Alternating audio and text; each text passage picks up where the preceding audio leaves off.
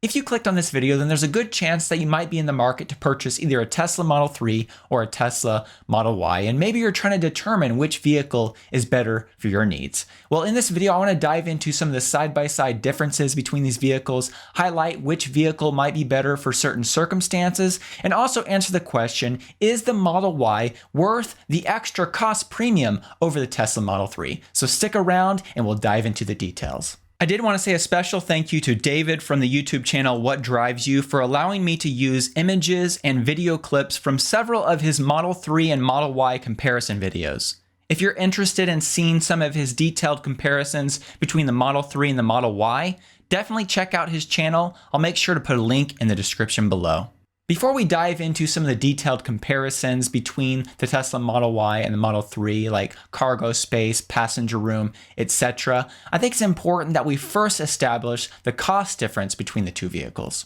The Tesla Model 3 is currently available in 3 different variants right now: the Standard Range Plus, which is a rear-wheel drive model, the Long Range all-wheel drive model, and also the Performance all-wheel drive model. In North America, the Model Y is available in the Long Range all-wheel drive variant and the Performance variant.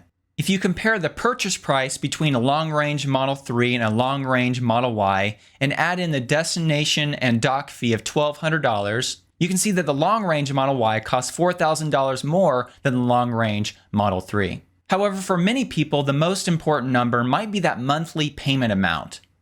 The estimated monthly payment, if you put $5,000 down for the Long Range Model 3 or the Long Range Model Y, is shown there, and there's just over a $60 difference between the Model 3 and the Model Y.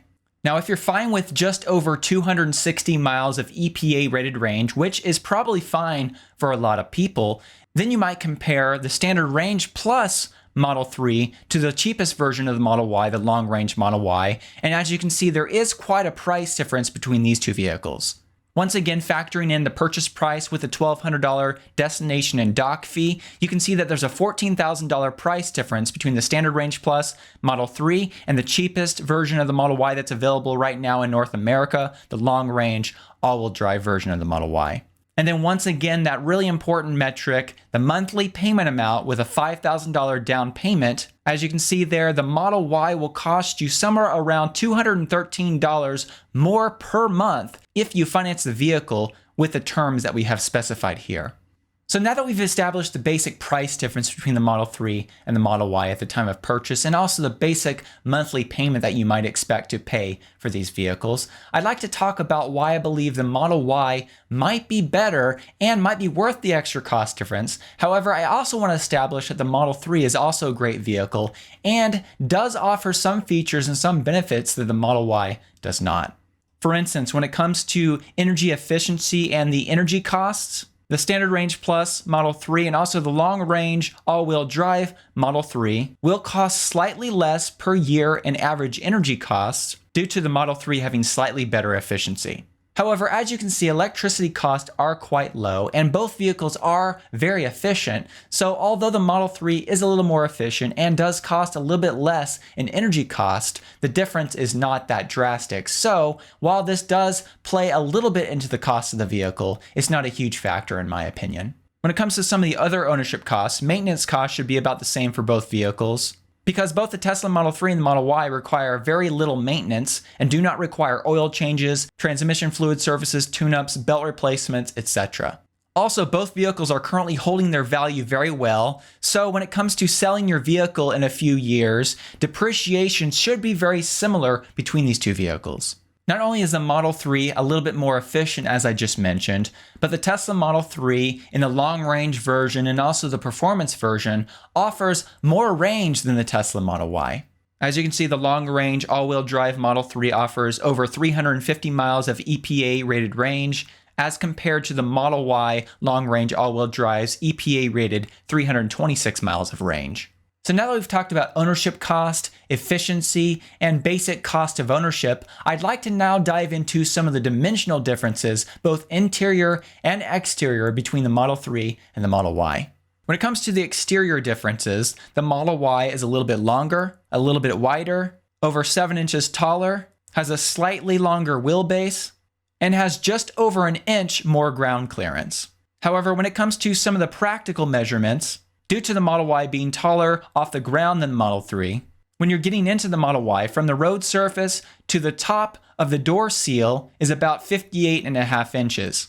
Whereas with the Model 3, that same measurement is just over 51 inches. So if you're a taller person, the Model Y is definitely going to be a lot easier to get in and out of, and I think this is actually a huge benefit to a slightly taller vehicle like the Model Y. Now when it comes to the interior space differences, there is a little more headroom in both the front and the rear of the Model Y, and although you lose just a little bit of legroom in the front of the Model Y as compared to the Model 3, you gain over 5 inches of legroom in that second row seat of the Model Y. The shoulder room is about the same between the two vehicles, and there are some slight differences in the hip room between the Model 3 and the Model Y. However, one of the really important things that I like to point out, similar to when you get in and out of a vehicle, it matters how high the opening is, like we talked about between the Model 3 and the Model Y, the door opening. It also matters how tall the Model 3 and Model Y seats are at their highest and lowest setting, because if you're someone that's somewhat tall, it's important to know these numbers. Due to the Model Y seat being on a riser, you can see the front of the Model Y seat at its highest setting is about 3 inches higher than the Model 3. When it comes to the number of passengers that you can put in each one of these vehicles, the Model 3 can of course fit 5 people, 2 in the front, 3 in the back, whereas the Model Y has a 5-seat option, or you can purchase now a 7-seat option, which has an extra row for smaller passengers, but this option does cost an additional $3,000 at the time of purchase. Now, I do want to spend quite a bit of time on this next topic, and that's the topic of cargo room. After all, one of the main reasons you purchase an SUV is because of the benefit of having more cargo room and just the utility of a hatchback versus the Model 3, which has a more standard trunk. First of all, I'd like to compare the front trunks between the two vehicles and talk about the extra depth found in the Model Y's front trunk. Both the Model 3 and the Model Y have very usable and good size front trunks. However, the Model Y's front trunk is about 3 inches deeper than the Model 3's and thus offers about 1 cubic foot more cargo space than the Model 3. When it comes to cargo room behind the second row, the Model 3 offers around 19.8 cubic feet of cargo room with the rear seats not folded down, and the 5-seat version of the Model Y, also behind that back row without the seats folded, offers around 30.2 cubic feet of space. With the 7-seat version of the Model Y, you do lose some of the hidden understorage compartments, and we'll talk about that in just a minute. So with that third row folded down, you have around 26.6 cubic feet of cargo space with the 7-seat version of the Model 3. So as you can see there, when you combine the front trunk space and also the rear trunk space, the Model Y clearly offers more cargo space. As a side note, if you opt for the Model Y with a 7-seat configuration and you have the third row upright, your cargo space behind the third row goes down to around 12.8 cubic feet. However, one of the most important numbers might be that total cargo space, everything included, under compartments, seats folded down, front trunk, plus the back. And according to Tesla's owner's manual, the Model Y with a 5-seat configuration offers 76.2 cubic feet of cargo space, and the Model Y 7-seat configuration offers 72 cubic feet of cargo space. Now, I do think it's really important to point out that the Model 3 can still hold a lot of cargo. It doesn't have as tall of an opening because it doesn't have a hatchback, and we'll talk about that in just a minute. But when it comes to the actual usable cargo space with the rear seats folded down, it actually is pretty capable. According to a Clean Technica article with some of their estimates, with the seats folded down in the Model 3, you have somewhere over 43 cubic feet of cargo space when you include that area plus the front trunk.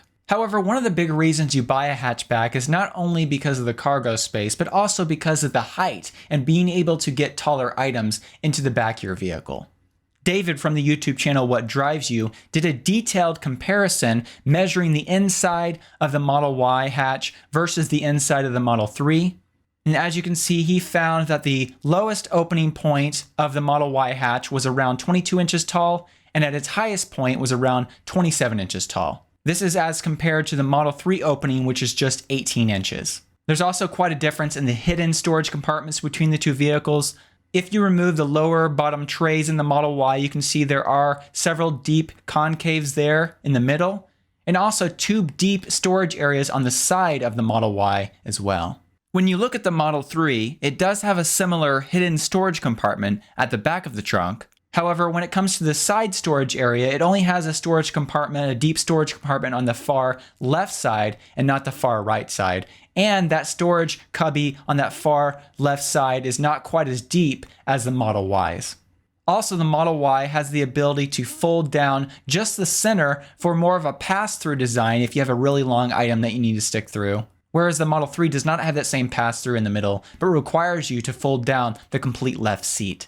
So I believe those are the really important passenger and cargo room differences between the two vehicles. So bottom line, if you need more cargo space, the Model Y does clearly offer more utility and more cargo space.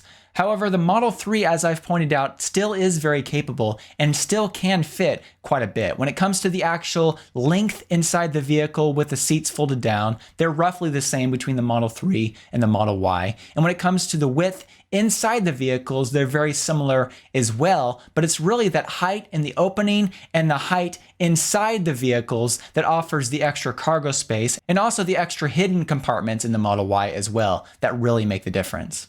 Another important factor that could push you into purchasing the Model Y over the Model 3 is the fact that in North America, the Model Y is rated at 3,500 pounds of towing or 1,600 kilograms, whereas in the United States, the Model 3 is not rated for towing.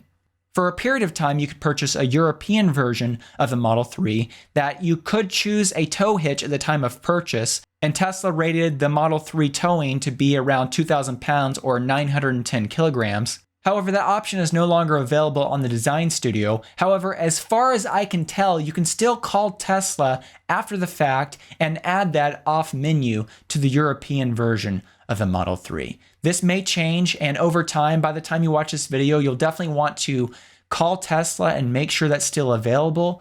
However, if you're in North America, the Model Y is the only vehicle that has towing capabilities.